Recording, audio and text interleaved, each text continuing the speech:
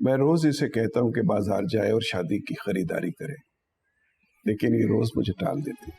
ये तो अल्लाह जाने किस मिट्टी की बनी हुई, अभी भी देखिए बच्चों के साथ बैठी मगज खपा रही है। कोई मानेगा 4 दिन बाद शादी है इसकी। इसकी माँ तो है नहीं, बस आपसे गुजारिश करनी। बेझिझक गई है, सहर मेरी बेटियों की तरह है। ये कुछ पैसे हैं, ये रख लीजिए और इसे बाजार ले जाइए और शादी की खरीदारी करवा दीजिए, और जो भी जरूरी लवाजमात हैं वो खरीदवा दें। मजीद पैसों की जरूरत पड़े तो मुझे बता दीजिएगा।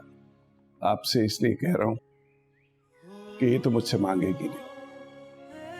वैसे राज भाई कोई बहुत ही नेक रूह है इसके अंदर। जी, बाकी बातें आप शहर से तय कर लीजिएगा। ला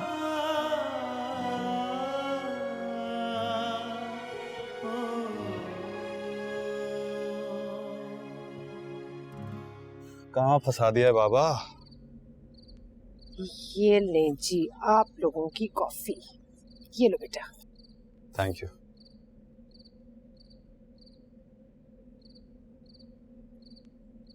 अम्मी।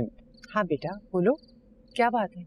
मैं और बाबा कल हैदराबाद जा रहे हैं सहर की शादी में, बताइए ना बाबा। क्या ये क्या कह रहा है वकार अहमद? हाँ, वो भतीजी की शादी है, जाना तो बनता है। और क्या, बिल्कुल बनता।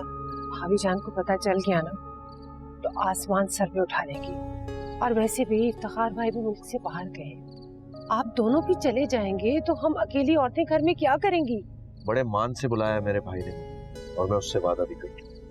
और अम्मी वैसे भी एक रात की तो बात है, सुबह जाएंगे रात तक वापस आ जाएंगे, लेट नाइट सही लेकिन एक ही दिन में वापस आ जाएंगे, जाने देना। तुम क्या करोगे जाके? तुम्हें तो नहीं मैं जाने दूंगी। अम्मी मैं भी वादा कर चुका हूँ उनसे, और रातों क्या बाबा अकेले ड्राइव करेंगे हाईवे पे? मेरा जाना जरूरी है इनके साथ। मैं बता रही हूँ आप दोनों को, राबिया भाभी को और इफ्तिखार भाई को जरा से भी भनक पड़ गई ना तो घर में कयामत आ जाएगी। उन्हें बताने की जरूरत ही क्या है, चुप कर जाओ। आप दोनों घर से गायब रहेंगे तो जैसे उन्हें पता ही नहीं चलेगा। और वो हरी जो हर वक्त जामिन जामिन करती फिरती है, उससे कैसे छुपाओगे?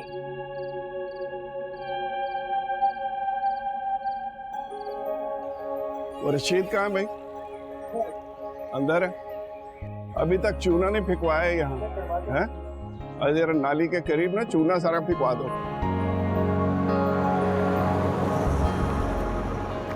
हाँ भाई, कितनी देर और चाहिए?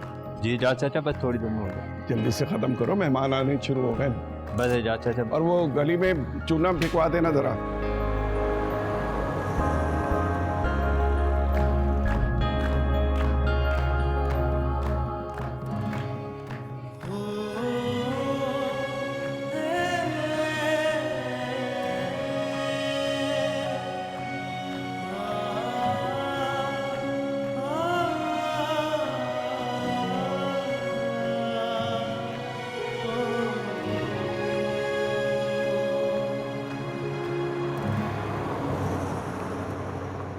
तुम क्या कह रही हो? वकार हैदराबाद चला गया और जामिन को भी अपने साथ ले गया? जी भाभी जान। लेकिन क्यों? उन दोनों का वहां क्या काम? क्या जरूरत थी वहां जाने की? भाभी जान, वकार ने इजाज़त से वादा कर लिया था इसलिए। यानी वो मुझसे छुप कर मुलाकातें करता है अपने भाई से, वादे वईद करता है? बहुत हैरत हो रही है मुझे ये सुनकर। नहीं भाभी जान, ऐसी कोई बात नहीं है। जो है जैसा है मुझे नजर आ रहा है। मत भूलो तुम लोगों को मैंने अपने घर में रखा हुआ है, और यहाँ रहते हुए मैं तुम लोगों को अपने दुश्मनों से रिश्तेदारी निभाने की इजाजत नहीं दे सकती। भाभी जान, मैं या वकार हमने कभी जहाँ से बात तक नहीं की है, ना ही मैंने कभी टेलीफोन पे बात की। हाँ, लेकिन शादी में शरीक होना नहीं भूलते। भाई के यहाँ जाना तो फर्ज था तुम्हारे शौहर पर, वो ना जाता तो एजाज अहमद की बेटी की शादी ना होती, है ना? भाभी जान, आप मुझसे कसम ले लें, मैंने वकार को मना भी किया था, लेकिन वो। हालांकि वकार को अच्छी तरह से पता है कि किस कदर नफरत है मुझे उस आदमी से। मैं उसका नाम भी अपने घर में नहीं सुनना चाहती। और वो। भाभी जान प्लीज, आप इतना गुस्सा मत करें। अरे पहले तुम लोग ऐसी हरकतें करते हो कि मुझे गुस्सा आए, और फिर कहते हो कि गुस्सा ना करूं। तुम्हें और तुम्हारे शौहर को अच्छी तरह से पता है कि एजाज अहमद ने क्या क्या किया हमारे साथ। उसकी वजह से कैसे कैसे अजाब भुगत चुके हैं हम, खास तौर पर मैं। फिर भी तुम्हारा शौहर मुझे नजरअंदाज करके अपने भाई के पास पहुंच गया। इसका मतलब तो यही हुआ ना कि वक़ार अहमद की नजरों में मेरी कोई हैसियत नहीं, कोई वक़्त नहीं। नहीं नहीं भाभी जान, खुदा ना खास्ता, वक़ार तो आपके खिलाफ जाने का सोच भी नहीं सकते। और किसे कहते हैं खिलाफ जाना? चला तो गया है वो।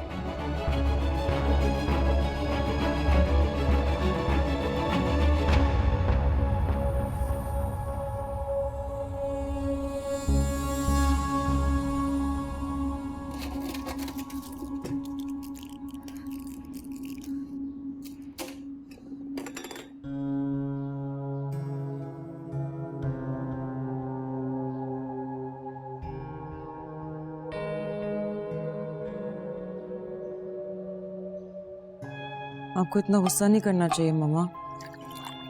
आपको पता है ना आपकी तबीयत खराब हो जाती है।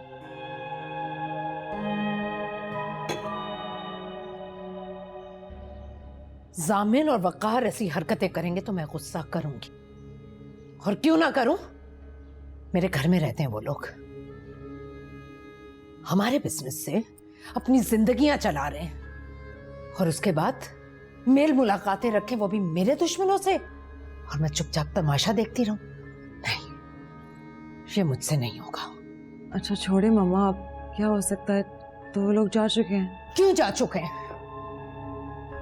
क्या काम है उनका वहां? मुझसे पूछकर, मुझे बताकर भी तो जा सकते थे। मामा जामिन मुझे बता कर गया था। क्या?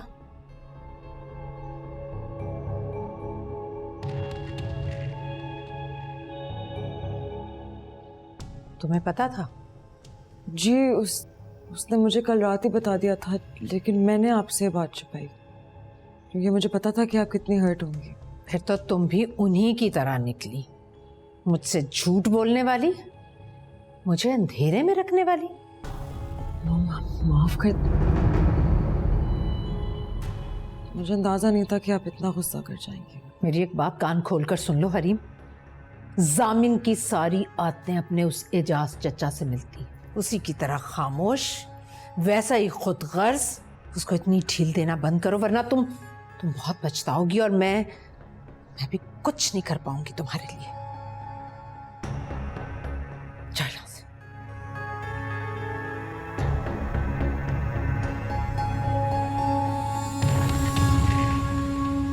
एजाज मेरे भाई, आपने मेरा मान बढ़ा दिया है। मैं बता नहीं सकता आपको देखकर कितनी खुशी हो रही है मुझे भी।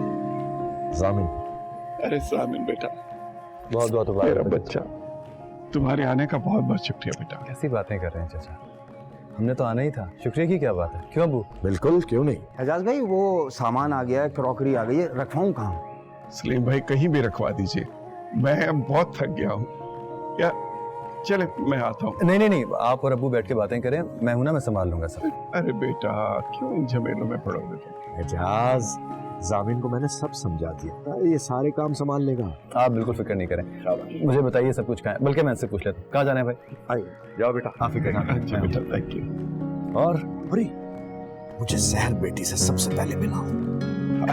आइए भाई।